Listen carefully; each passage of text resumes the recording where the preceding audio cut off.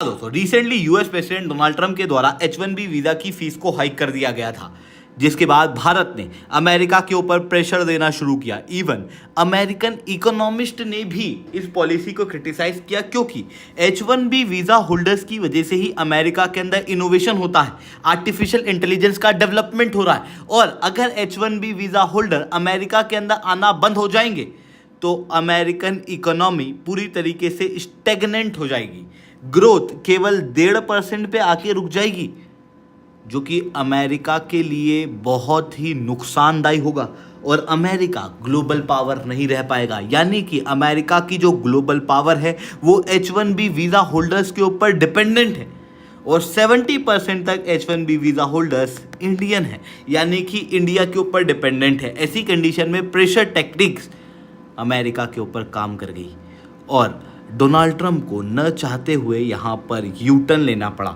सबसे पहले सबसे बड़ा एम्बेरसमेंट यूएस प्रेसिडेंट को हुआ, जहाँ पर उन्हें क्लैरिफिकेशन देना पड़ा कि H1B वीज़ा की फ़ीस तो केवल एक ही बार लगेगी। उसके बाद इन्होंने डॉक्टर्स और मेडिकल वर्कर्स को एग्जेम्प्ट किया। फिर उसके बाद कहा कि जो पुराने वीज़ा होल्डर्स हैं उनके ऊपर H1B वीज़ा की फ़ीस नहीं लगेगी, बल्कि H1B वीज़ा की फ़ीस उनके ऊपर लगेगी जो कि नए वीज़ा यूज़ करेंगे। यानी कि रिन्यूअल के समय पे H1B वीज़ा वाली $1 लाख की फ़ीस नहीं लगेगी, बल्कि जो फ़ीस लगने वाली है वो नए वीज़ा की मांग करने वाले लोगों के अंदर लगने वाली है। वो भी हर साल नहीं लगेगी, केवल वन टाइम पेमेंट के रूप में लगेगी। क्लियरली आप देखोगे तो अपनी पॉलिसी से पूरी तरीके से इन्होंने बैक ऑफ कर लिया है। रिसेंटली H1B वीज़ा की फ़ीस जो है वो हाइक की गई, जिस फीस की हाइक की वजह से सबसे ज़्यादा असर भारतीयों के ऊपर पड़ रहा था, क्योंकि 70% तक H1B वीज़ा को होल्ड करने वाले लोग जो हैं वो भारतीय हैं। 6% यूएस डॉक्टर्स भी इंडियंस ही हैं। ऐसी कंडीशन में मिनिस्ट्री ऑफ एक्सटर्नल अफेयर्स ने क्लियरली इस पॉलिसी को कहा कि ये जो पॉलिसी है उसको हम लोग अच्छे से स्टडी कर रहे हैं, हमारे इंडस्ट्रियल ग्रुप्स भी स्टडी कर रहे हैं, पर अभी तक हम लोगों को यही समझ में आ रहा है कि यूएस के द्वारा ये जो पॉलिसी लाई गई है ये कई सारे परिवारों को नेगेटिवली इफेक्ट करेगी और इसका एक अलग ह्यूमैनिटेरियन कॉन्सिक्वेंस होगा, जिसकी वजह से अमेरिका के ऊपर भारत ने यहाँ पर डायरेक्ट प्रेशर देना शुरू किया, शब्दों के मामले में वहीं कर्मों में भी। जहाँ पर भारत ने करना क्या शुरू किया कि जो भी लोग अमेरिका से वापस आना चाहते हैं उनको कहा कि भाई आप आओ, हम आपको असिस्टेंस देंगे।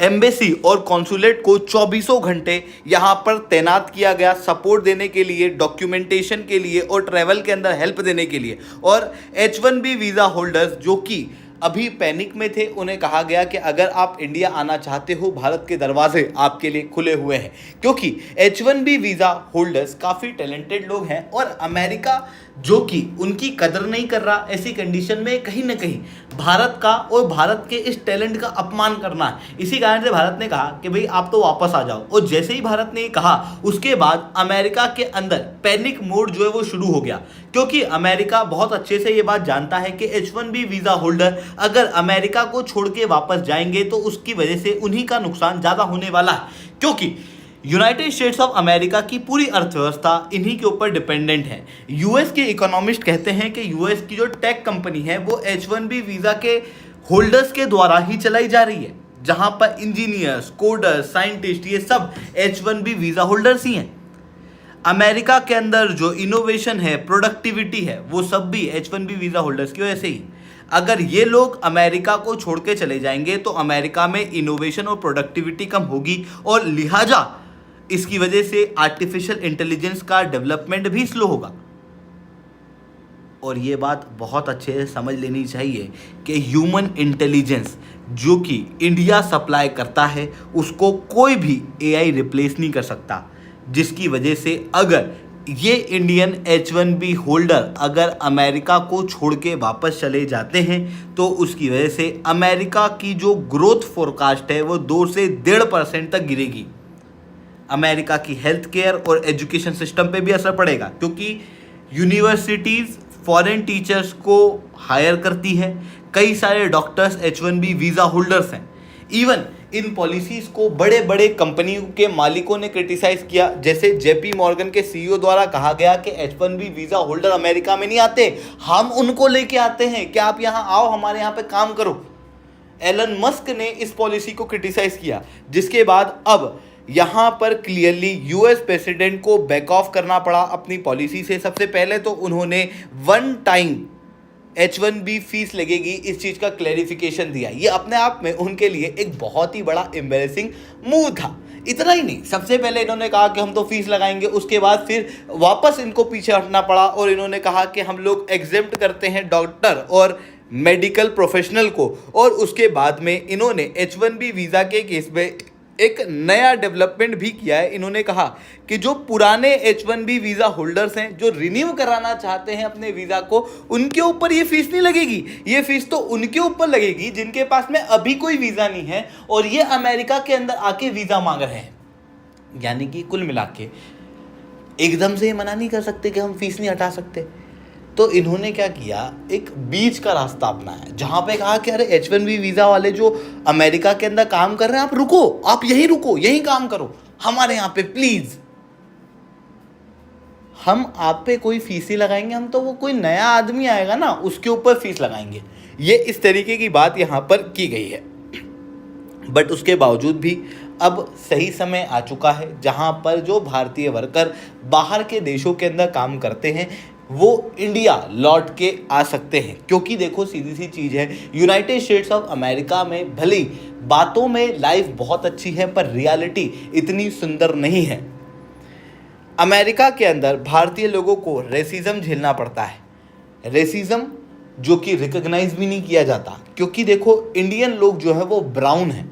जनरली ब्लैक के खिलाफ जो रेसिज्म होता है वो रिकॉग्नाइज होता है, उसके खिलाफ प्रोटेस्ट होते हैं, मूवमेंट होते हैं, उनके राइट्स हैं। वाइट्स जो हैं वो ज़्यादा पावरफुल पोजीशन पे अमेरिका के अंदर रहते हैं। यानी कि दोनों ही केस में लोगों के पास में से है, पर जो ब्राउन कम्युनिटी है, जो इंडियन कम्युनिटी है, वो कहीं ना कहीं इन सारी प्रोसेस से एकदम बाहर हो जाती है। इवन जो एयर क्वालिटी है वो अमेरिका के अंदर ख़राब है। आए दिन आप देखोगे तो अलग अलग एक्शन वहाँ की अथॉरिटी के द्वारा भारतीय लोगों के ऊपर लिए जा रहे हैं, जिसकी वजह से अनसर्टेनिटी भी फ्यूचर के अंदर वहाँ पर देखने को मिलती है। ऐसी कंडीशन में ये लोग भारत के अंदर वापस लौट के आ सकते हैं। भले ही शॉर्ट टर्म के अंदर कई सारे आईटी प्रोजेक्ट वगैरह जो है वो डिसरप्ट होंगे, बट लॉन्ग टर्म के अंदर इंडिया के अंदर जो TCS, इन्फोसिस जैसी कंपनी है वो लोकल वर्कफोर्स को इंडिया के अंदर ही डेवलप कर पाएगी। इतना ही नहीं, जो भारतीय प्रोजेक्ट हैं वो वापस इंडिया के अंदर आएंगे, हम भी एक मेजर डेवलपमेंट करेंगे। शॉर्ट टर्म शॉक तो हमारे ऊपर लगेगा, बट लॉन्ग टर्म के अंदर इंडिया जो है वो एक बेहतर अर्थव्यवस्था के रूप में उभर के आएगा। क्योंकि जो H1B वीज़ा होल्डर हैं they are highly talented professionals. Even IIT professionals आपको यहाँ पर देखने को मिलेंगे, IIT ग्रेजुएट्स आपको यहाँ पर देखने को मिलेंगे, जिनको प्राप्त करने के लिए पूरी दुनिया आज लड़ झगड़ती है। ऐसी कंडीशन में इनका प्रयोग हम इंडिया के अंदर करके इंडिया की ग्रोथ को और ज़्यादा फास्ट कर सकते हैं। तो ये चीज़ें यहाँ पर देखने को मिल रही है। आई होप ये सारी बातें आपको समझ में आई होंगी। लेक्चर अच्छा लगा तो लाइक करना।